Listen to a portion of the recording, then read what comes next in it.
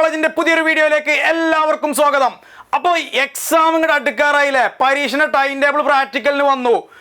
കുട്ടികളൊക്കെ പേടിച്ചിരിക്കുക. എന്തിനാ ഇവിടെ പേടിക്കണേ? അപ്പോൾ ഇന്നത്തെ ഒരു വീഡിയോ നമ്മൾ ചെയ്യാൻ ഉദ്ദേശിക്കുന്നത് ഇനി എക്സാം എഴുതുന്ന മാർച്ച് ഏപ്രിൽ 2023 കുട്ടികൾക്ക് ഒരു മോട്ടിവേഷൻ, എൻ്റെ സപ്പോർട്ട്. മക്കളെ, നിങ്ങൾക്ക് പരീക്ഷ പാസ്സാവാനുള്ള റോഡ് മാപ്പ് ഞാൻ അവിടെ വരച്ചിട്ടുണ്ട്, റൂട്ട് മാപ്പ് ഞാൻ അവിടെ വരച്ചിട്ടുണ്ട്. നോക്കൂ, ഇതിലൂടെ നമുക്ക് പരീക്ഷ വിജയിക്കാം. ഇതിലൂടെ നമുക്ക് വിജയിക്കാം. ഇതുവരെ എന്തൊക്കെയോ പഠിച്ചു, എന്തൊക്കെയോ പോയിട്ടുണ്ട്. ഇനിയിപ്പോൾ എങ്ങനെ പരീക്ഷ പാസ്സാവാം, ഇതാണ് പ്രശ്നം അല്ലേ? ഇനി പഠിച്ചതൊക്കെ മതിയോ? പരീക്ഷയ്ക്ക് എങ്ങനത്തെ ക്വസ്റ്റ്യൻസ് വരും, എങ്ങനെ പരീക്ഷ എഴുതാം, ഇതൊക്കെയാണ് എല്ലാവരും പ്രശ്നം. അങ്ങനെ പല രീതിയിൽ ഒരു വഴിയില്ലാതെ, പാത്വേ ഒന്നും ഇല്ലാതെ പരീക്ഷ എഴുതാൻ പോകണ്ട. ഞാൻ ഇവിടെ സ്ട്രക്ചർ ഇട്ട് തരാം, എൻ്റെ സ്ട്രക്ചറിൽ പോവാ. ഇതിൽ പോയാൽ നിങ്ങൾക്ക് the final outcome will be pass. നമുക്ക് റിസൾട്ട് പാസ് അത് കിട്ടണം. അത് കിട്ടാൻ വേണ്ടിയിട്ടാണ് ഇത് ഞാനിവിടെ പറയാൻ ഉദ്ദേശിക്കുന്നത്. അപ്പോൾ നമുക്കറിയാം, PCP ക്ലാസ്സിലാണ് നമ്മളിപ്പോൾ നിൽക്കുന്നത്. PCP almost done. ഏകദേശം PCP ക്ലാസ് എല്ലാ കുട്ടികൾക്കും കഴിഞ്ഞു അല്ലേ? PCP എടുത്ത കുട്ടികളുണ്ട്, PCP കിട്ടാത്ത കുട്ടികളുണ്ട്, PCP എടുക്കാത്ത കുട്ടികളുണ്ട്. PCP എടുത്ത കുട്ടികളാണെന്നുണ്ടെങ്കിൽ നിങ്ങൾക്ക് പ്രാക്ടിക്കൽ എക്സാമിനേഷന് വേണ്ട റെക്കോർഡ് വർക്കുകളൊക്കെ ആ സ്റ്റഡി സെന്ററിൽ നിന്ന് ലഭിച്ചിട്ടുണ്ടാവും. PCP ക്ലാസ് കിട്ടാത്ത കുട്ടികളാണെന്നുണ്ടെങ്കിൽ നിങ്ങൾക്ക് പ്രശ്നമില്ല. ഞാൻ പറഞ്ഞ പോലെ നിങ്ങൾക്ക് എന്ത് ചെയ്യാം, പ്രാക്ടിക്കൽ മാനുവൽ വെച്ച് ഏതെങ്കിലും 10 എക്സ്പെരിമെന്റ് എഴുതിയാൽ മാത്രം മതി, പരീക്ഷ എഴുതാം. നോ പ്രോബ്ലം, നിങ്ങൾക്ക് മാർക്കൊന്നും നഷ്ടപ്പെട്ടു പോവില്ല. ഇനി PCP പോവാത്ത കുട്ടികളാണെങ്കിൽ മക്കളെ, ആ PCP ഇൻസ്റ്റിറ്റ്യൂട്ടിൽ നിന്ന് കൊടുക്കുന്ന ഒരു മാർക്ക്, ചെറിയൊരു മാർക്ക് മാത്രം നമുക്ക് നഷ്ടപ്പെട്ടു പോകും. പക്ഷേ കുഴപ്പമില്ല, ബാക്കി നമുക്ക് അടുത്ത എക്സാമിൽ പിടിക്കാം. ഓക്കെ, എക്സാമിൽ നമുക്ക് ഈ മാർക്കുകളൊക്കെ തിരിച്ചു മേടിക്കാം എന്ന് തന്നെ നമുക്ക് പറയാം. അപ്പോൾ PCP ക്ലാസ് ഓൾമോസ്റ്റ് ഡൺ ആണ്. ആ കാര്യത്തിൽ ഇനി ആർക്കും ഒരു സംശയമില്ല. അപ്പോൾ നമ്മൾ PCP കഴിഞ്ഞ ഉടനെ തന്നെ നമുക്ക് എന്തായി, ഇപ്പോൾ ഹോൾ ടിക്കറ്റ് നമുക്ക് വന്നിട്ടുള്ളത് പ്രാക്ടിക്കൽ എക്സാമിനേഷൻ ആണ്. പ്രാക്ടിക്കൽ എക്സാമിനേഷൻ്റെ നമുക്ക് എന്ത് വന്നിട്ടുണ്ട്, അതിൻ്റെ റെക്കോർഡ് വർക്കുകൾ, പ്രാക്ടിക്കൽ എക്സാമിനേഷൻ്റെ hall ticket, practical examination time ടേബിളൊക്കെ വന്നു. എന്നാൽ മാർച്ച് 16 മുതൽ 31 വരെ, അടുത്ത മാസം പകുതിയോട് കൂടിയിട്ട് നമ്മുടെ പ്രാക്ടിക്കൽ എക്സാമിനേഷൻ തുടങ്ങുക. പക്ഷെ അങ്ങനെ നേരെ കൈയും വീശി പ്രാക്ടിക്കൽ എക്സാമിനേഷന് പോയാൽ മാർക്ക് കിട്ടുമോ? അവിടെ ഒരു പ്രശ്നമുണ്ട്. പ്രാക്ടിക്കൽ ഉള്ള സബ്ജക്റ്റുകളാണെങ്കിൽ അതിന് കൂടുതൽ മാർക്ക് പ്രാക്ടിക്കൽ വെയിറ്റേജ് ഉണ്ട്. അത് നല്ല രീതിയിൽ ചെയ്താൽ മാത്രമല്ലേ തിയറി പരീക്ഷ നമുക്ക് പാസ്സാകാൻ പറ്റുള്ളൂ. രണ്ടും കൂടി മാർക്ക് മിക്സ് ചെയ്തിട്ടല്ലേ ഫൈനൽ റിസൾട്ട് വരിക. ഇവിടെ എന്താ പ്രശ്നം എന്നറിയോ? ഈ പ്രാക്ടിക്കൽ നിങ്ങൾ സീരിയസ് ആയി എടുത്തിട്ടില്ലെങ്കിൽ നിങ്ങളുടെ റിസൾട്ടിൽ ഇങ്ങനെ വരും, SYCT എന്ന് പറയും, SYCP എന്ന് പറയും, SYCP എന്ന് പറയും, അതല്ലെങ്കിൽ SYCT എന്ന് പറയും. T എന്ന് പറഞ്ഞു കഴിഞ്ഞാൽ തിയറി നമ്മൾ പാസ്സായിട്ടില്ല എന്നാണ്. P എന്ന് പറഞ്ഞാൽ പ്രാക്ടിക്കൽ എക്സാമിനേഷൻ നമ്മൾ തോറ്റുപോയി എന്നാണ്. അപ്പോൾ അങ്ങനെയൊന്നും വരണ്ട, നമുക്ക് പാസ് എന്നുള്ള P മാത്രം മതി. ഓക്കെ, അപ്പോൾ അതിന് വേണ്ടിയിട്ട് നമ്മൾ ചെയ്യേണ്ട ഒരു കാര്യമാണ് റെക്കോർഡ് വർക്ക്. PCP ക്ലാസ് ലഭിച്ച കുട്ടികളാണെങ്കിൽ നിങ്ങൾ എന്ത് ചെയ്യുക, നിങ്ങൾക്ക് കിട്ടിയ ഡയറക്ഷൻ പ്രകാരം സ്റ്റഡി സെന്റർ തന്നിട്ടുള്ള എക്സ്പെരിമെന്റ്സ് മാത്രം വെച്ച് നിങ്ങൾ എന്ത് ചെയ്യുക, റെക്കോർഡ് വർക്ക് കംപ്ലീറ്റ് ചെയ്യുക. ഇനി PCP ലഭിക്കാത്ത വിദ്യാർത്ഥികളാണെങ്കിൽ ഞാൻ പറഞ്ഞല്ലോ, നിങ്ങൾക്ക് പ്രാക്ടിക്കൽ ലാബ് മാനുവൽ കയ്യിലുണ്ട്. ആ പ്രാക്ടിക്കൽ ലാബ് മാനുവൽ വെച്ചിട്ട് നിങ്ങൾ ഏതെങ്കിലും 10 എക്സ്പെരിമെന്റ് എഴുതുക, കാര്യങ്ങൾ റെഡിയാക്കി വെക്കുക. റെക്കോർഡ് എങ്ങനെ എഴുതണം എന്നുള്ളത് മുമ്പ് ഒരു വീഡിയോ ഞാൻ ചെയ്തിട്ടുണ്ട് കേട്ടോ. അതൊക്കെ ഒന്ന് കണ്ടു നോക്കുക. അത് കണ്ട കാര്യം മനസ്സിലാവും. ആ വീഡിയോ നമ്മുടെ ചാനലിൽ കിടപ്പുണ്ട്, നോക്കി ചെയ്യുക. ഓക്കെ, തെറ്റിക്കരുത് മക്കളെ, തെറ്റിക്കരുത്. ഇത്രയും ഓപ്പൺ ആയിട്ട്, വളരെ എക്സ്പ്ലെയിൻ ആയിട്ട് ഞാൻ നിങ്ങൾക്ക് പറഞ്ഞു തരാനുണ്ട്. അതുകൊണ്ട് തന്നെ നിങ്ങൾ ഇതൊന്നും തെറ്റിച്ച് മാർക്ക് കളയല്ലേ. എല്ലാവർക്കും മാർക്ക് കിട്ടണം. ആർക്കും മാർക്ക് കളഞ്ഞു പോവാനും കിട്ടാതിരിക്കാനും പാടില്ല എന്ന് തന്നെയാണ് പറയുന്നത്. സോ റെക്കോർഡ് വർക്കിന്റെ കാര്യം നിങ്ങൾ വളരെ സീരിയസ് ആയിട്ട് എടുക്കുക. ഇത് പരീക്ഷ തുടങ്ങുന്നതിന് മുമ്പായിട്ട് എല്ലാവരും ക്ലിയർ ചെയ്യുക. ചില സ്റ്റഡി സെന്ററുകളിൽ നിന്നൊക്കെ റെക്കോർഡ് വർക്ക് 1-ാം തീയതി സബ്മിറ്റ് ചെയ്യണം, 5-ാം തീയതി സബ്മിറ്റ് ചെയ്യണം എന്നൊക്കെ പറഞ്ഞിട്ടുണ്ടാവും. സോ നിങ്ങൾ അത് ജസ്റ്റ് ഒന്ന് കാണിച്ചു കൊടുത്തിട്ട് കൊണ്ടുവരിക. ഇനി അത് പറയാത്ത ഇൻസ്റ്റിറ്റ്യൂട്ട് ആണെങ്കിൽ നിങ്ങൾ പരീക്ഷ എഴുതാൻ പോകുമ്പോൾ, പ്രാക്ടിക്കൽ എക്സാം എഴുതാൻ പോകുമ്പോൾ അത് കൊണ്ടുപോയാൽ മതി, നോ പ്രോബ്ലം. ഇനി പ്രാക്ടിക്കൽ എക്സാമിനേഷനിലോട്ട് നമ്മൾ വരികയാണെങ്കിൽ ഇതിന്റെ ടൈം ടേബിൾ വന്നു, പക്ഷേ ഹോൾ ടിക്കറ്റ് എല്ലാ കുട്ടികൾക്കും വന്നിട്ടില്ല, അപ്ഡേറ്റ് ആയിക്കൊണ്ടിരിക്കുക.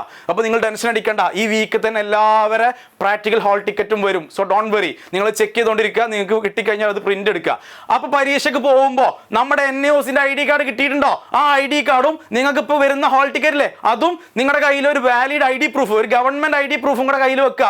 ഇതാണ് നമ്മൾ പരീക്ഷ എഴുതാൻ വേണ്ടിയിട്ട് കൊണ്ടുപോകേണ്ട ഡോക്യുമെന്റ്സ്. ഇതാരും മറക്കരുത് കേട്ടോ. ഇത് കഴിഞ്ഞ പ്രാവശ്യമൊക്കെ എന്തെങ്കിലുമൊക്കെ കുട്ടികൾക്ക് ഇഷ്യൂസ്, ഒരു കൺഫ്യൂഷൻസ് വരുമ്പോൾ പിന്നീട് അത് എടുക്കാൻ നമുക്ക് പറ്റില്ല. 10-20 കിലോമീറ്റർ ദൂരത്തായിരിക്കും നമ്മൾ ഉണ്ടാവുക പരീക്ഷ സെന്റർ, സ്റ്റഡി സെന്റർ. അപ്പോൾ അതുകൊണ്ട് തന്നെ ഇത് നിങ്ങൾ പ്രത്യേകം ശ്രദ്ധിക്കുക. എന്തൊക്കെയാണ്? ID card, NIOS ID card, അതുപോലെ തന്നെ നിങ്ങളുടെ ഒരു valid ID proof, government ID proof, കൂടാതെ നമ്മുടെ NIOSന്റെ പ്രാക്ടിക്കലിന്റെ ഹോൾ ടിക്കറ്റ്. ഈ 3 ഡോക്യുമെന്റ്സ് ആണ് ഒരു കുട്ടി കയ്യിൽ കരുതേണ്ടത്. ഓക്കെ, പ്രാക്ടിക്കൽ എക്സാമിനേഷനോട്ട് നമ്മൾ പോകുമ്പോൾ ശ്രദ്ധിക്കുക, പ്രാക്ടിക്കൽ എക്സാമിനേഷൻ നടക്കുന്ന സെൻറ്റർ നിങ്ങളുടെ ID കാർഡുള്ള സ്റ്റഡി സെൻറ്റർ ആണ്, വേറെ ഒരു സെൻറ്ററും അല്ല, സ്റ്റഡി സെൻറ്റർ ആണ്. PCP അറ്റൻഡ് ചെയ്ത സെൻറ്റർ ആണ്, സ്റ്റഡി സെൻറ്റർ ആണ്. അത് ഇപ്പോഴും കൺഫേം ചെയ്യാത്ത കുട്ടികളുണ്ട് എന്ന് അറിഞ്ഞു മക്കളെ, വേഗം തന്നെ ഒരു വർക്കിംഗ് ഡേയിൽ ആ സെൻറ്ററിൽ പോയിട്ട് നിങ്ങൾക്ക് എക്സാം നടക്കുന്ന കാര്യം നിങ്ങൾ ഉറപ്പിച്ചു വെക്കുക. ആ പരീക്ഷയുടെ തലേന്ന് പോയിട്ട് അയ്യോ ഇവിടെ പരീക്ഷ നടത്തുന്നില്ല എന്ന് പറഞ്ഞ് വെപ്രാളപ്പെട്ടിട്ട് കാര്യമില്ല. നമ്മൾ ചെയ്യേണ്ട കാര്യം നമ്മൾ ചെയ്യണം, അതാരും നമുക്ക് വേണ്ടി ചെയ്തു തരില്ല. It's your responsibility to check your centre, confirm your study centre. അത് നിങ്ങൾ തന്നെ കൺഫേം ചെയ്യണം. അപ്പോൾ എന്ത് തന്നെ സംഭവിച്ചാലും ആദ്യം നിങ്ങളുടെ സ്റ്റഡി സെൻറ്റർ. ഞാൻ വിളിച്ചു, അവർ ഫോൺ എടുത്തില്ല, ഇങ്ങനത്തെ പരാതി ഒന്നും പറയല്ലേ മക്കളെ. നിങ്ങൾ വിളിക്കുമ്പോഴത്തേനാണ് ഫോൺ എടുക്കാൻ ആരും നിൽക്കുന്നുണ്ടാവില്ല. പക്ഷേ ഇത് നമ്മളെ ആവശ്യമാണ്, എൻ്റെയും നിങ്ങളുടെ ആവശ്യമാണ്. അതുകൊണ്ട് തന്നെ ഓരോ വിദ്യാർത്ഥികളും അവരുടെ സ്റ്റഡി സെൻറ്ററിൽ നേരിട്ട് പോവുക, അവിടെയുള്ള NIOS കോർഡിനേറ്ററെ കണ്ടിട്ട് വേഗം തന്നെ നിങ്ങളുടെ ഡേറ്റ്സ് ഒക്കെ കൺഫേം ചെയ്യുക. അവർ പറയുന്ന ഡേറ്റ് തന്നെ പോയി എഴുതുക. നിങ്ങൾ ശ്രദ്ധിച്ചിട്ടുണ്ടാവും, പ്രാക്ടിക്കൽ ഹോൾ ടിക്കറ്റിൻ്റെ വീഡിയോ കഴിഞ്ഞ ക്ലാസ്സിൽ ഞാൻ ചെയ്തപ്പോൾ പറഞ്ഞു, ഡിഫറെൻറ്റ് ഡേറ്റ്സുകൾ തന്നിട്ടുണ്ടാവും. ഇഷ്ടപ്പെട്ട ദിവസം പോകാൻ പറ്റില്ല, അവർ തരുന്ന ദിവസം ഏതാണോ അതിൽ പോയിട്ട് നിങ്ങൾ പരീക്ഷ എഴുതുക. ഓക്കെ അല്ലേ? ഓക്കെ അല്ലേ? സോ പ്രാക്ടിക്കൽ എക്സാമിനേഷന് പോകുന്നത് വരെ കാര്യങ്ങൾ ഓക്കെ. ഇനി പരീക്ഷ ഹാളിലോട്ട് എത്തുമ്പോൾ നമ്മൾ നോക്കുക, പെന്നും പേപ്പറൊക്കെ കൊണ്ടുപോകട്ടോ. അതുപോലെ തന്നെ പേപ്പർ കൊണ്ടുപോകണ്ട, ഞാൻ ഒരു ഫ്ലോയിൽ പറഞ്ഞതാ, പെന്ന് കൊണ്ടുപോവുക, പെൻസിൽ കൊണ്ടുപോവുക, ദെൻ നമ്മൾ റെക്കോർഡ് ബുക്ക് കയ്യിൽ കീപ്പ് ചെയ്യുക. നിങ്ങൾ ഹാളിലോട്ട് ചെന്ന് കഴിഞ്ഞാൽ ഈ പറഞ്ഞ റെക്കോർഡ് ബുക്ക് അവർ നോക്കും. അത് നോക്കിയിട്ട് അവരൊക്കെ ചെക്ക് ചെയ്യും. ഏതെങ്കിലും എക്സ്പീരിയൻസ് ചില ആളുകൾ ചെയ്യാൻ പറയും, ചിലർ ചെയ്യാൻ പറയില്ല. ചിലപ്പോൾ ഇത് ഒന്ന് ഡെമോൺസ്ട്രേഷൻ കാണിച്ചു തരുള്ളൂ, അതല്ലെങ്കിൽ അതെന്താണെന്ന് ചോദിക്കുള്ളൂ. എന്ത് സംഭവിച്ചാലും ബി കോൺഫിഡൻറ്റ്, നമ്മൾ ഇത് ഫേസ് ചെയ്യാൻ റെഡിയാണ്. ഇത് വലിയ സംഭവമായിട്ടൊന്നും കാണണ്ട. എല്ലാ കുട്ടികളും വളരെ ഈസി ആയിട്ട് പാസ്സാവുന്ന എക്സാം തന്നെയാണ് പ്രാക്ടിക്കൽ എക്സാമിനേഷൻ. ആരെങ്കിലും തോറ്റു പോകുന്നതിൻ്റെ കാരണം നമ്മൾ വരുത്തുന്ന മിസ്റ്റേക്കുകളാണ്. ആ മിസ്റ്റേക്കുകൾ നിങ്ങൾക്ക് വരാതിരിക്കാനാണ് ഇത് വീണ്ടും വീണ്ടും ഹൈലൈറ്റ് ചെയ്ത് പറഞ്ഞു തരുന്നത്. സോ നിങ്ങൾ ബോൾഡായിട്ട് വളരെ കോൺഫിഡൻ്റ് ആയിട്ട് പോയാൽ മതി. എല്ലാവരും നമ്മുടെ ഒപ്പം, എല്ലാവരും നമ്മുടെ അതേ ലെവൽ തന്നെ ആയിരിക്കും. പിന്നെന്താ പ്രശ്നം? പിന്നെന്താ ഇപ്പോൾ അവിടെ പ്രശ്നം? ആരും അവിടെ IAS IPS കഴിഞ്ഞിട്ട് പരീക്ഷ +2 എഴുതി കളയാമെന്ന് പറഞ്ഞ് വരുന്ന ആരുമില്ല.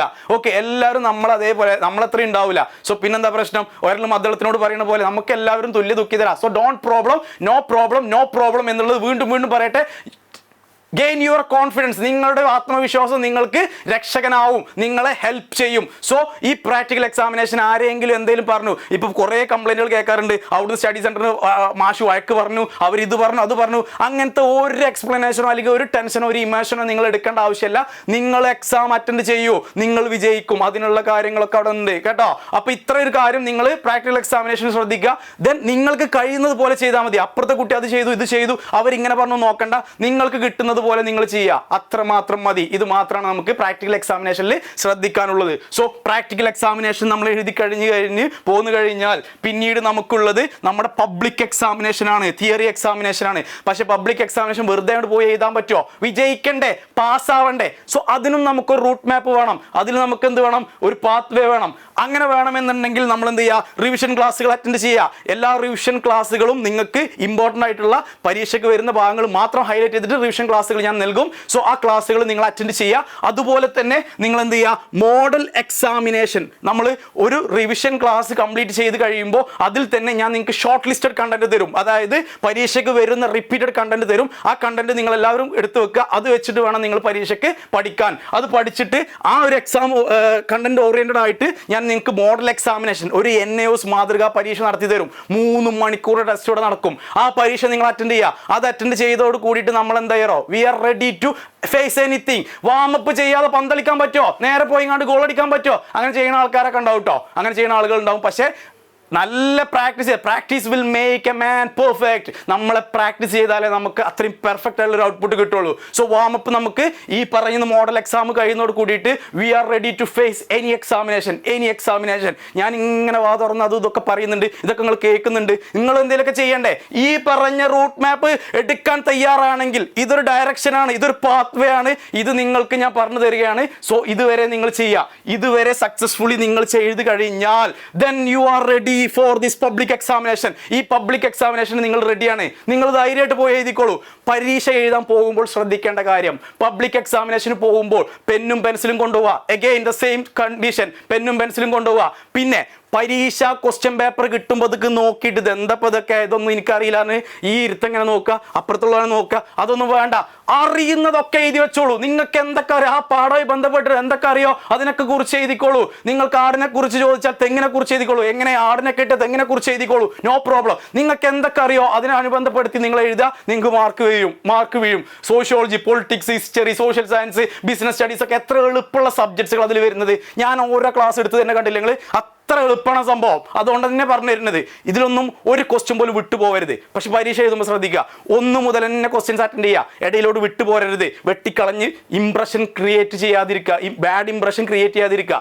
നല്ല ഒരു പേപ്പർ ആണെങ്കിൽ നമ്മൾ നല്ല വൃത്തിയിൽ എഴുതിയിട്ടുണ്ടാവും. ആ ഒരു ഹാൻഡ് റൈറ്റിംഗ്, ആ ഒരു ഡിസിപ്ലിൻ, ആ ഒരു വൃത്തി നമുക്ക് മാർക്ക് കിട്ടാൻ ഇമ്പോർട്ടൻ്റാണ്. മാത്രമല്ല നന്നായിട്ട് എഴുതി വെക്കുക. 10-12 പേജ്, ഒരു പേജോ 1.5 പേജോ 100 മാർക്കിന് എഴുതിയോണ്ട് നമ്മൾ പാസ്സാവൂല. ഒരു 10-12 പേജ് എഴുതാനുള്ള കണ്ടന്റ് നിങ്ങൾ കണ്ടെത്തുക, എഴുതുക. ഓക്കെ, സോ ഇത്രയും കാര്യങ്ങൾ ഇമ്പോർട്ടൻ്റ് ആണ് മക്കളെ. പരീക്ഷ കഴിഞ്ഞ് റിസൾട്ട് കാത്തിരിത്ത് റിസൾട്ട് വന്ന് നോക്കുമ്പോൾ നമ്മൾ ഡിസപ്പോയിൻമെന്റ് ആവാൻ പാടില്ല, നമ്മൾ നിരാശപ്പെടാൻ പാടില്ല. കാരണം എന്താ അറിയോ, നമ്മൾ എടുക്കേണ്ട പണി ഇപ്പം എടുത്താൽ റിസൾട്ട് വരുമ്പോൾ വി ആർ ഹാപ്പി, നമ്മൾ ഹാപ്പിയാണ് കേട്ടോ. അങ്ങനെ ഒരു ഹാപ്പി റിസൾട്ട് നിങ്ങൾക്ക് കിട്ടണമെന്നുണ്ടെങ്കിൽ നിങ്ങൾ എടുക്കേണ്ട പണിയാണ് ഞാൻ ഈ ബോർഡിൽ ഇങ്ങനെ എഴുതി വെച്ചിട്ടുള്ളത്. എന്തൊക്കെയാണ് നമ്മൾ പറഞ്ഞത്?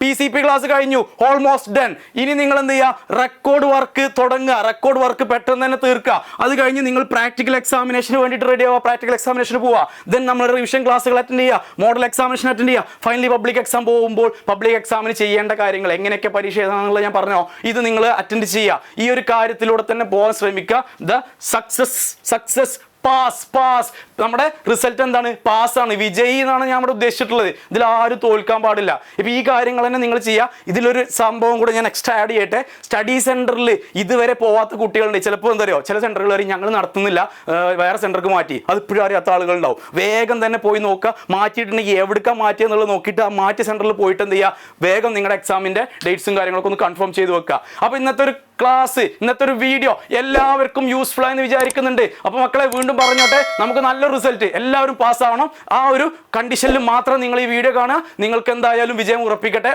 All the very best. Thank U.